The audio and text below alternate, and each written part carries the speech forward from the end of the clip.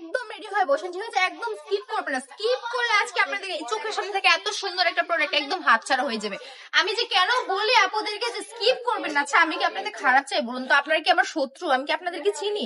না চিনি আমি আপনাদের খারাপ কিভাবে চাইবো? আমি তো চাই আপনারা কিছু করুন, একটা নিজের জীবনটাকে সুন্দর করে করুন।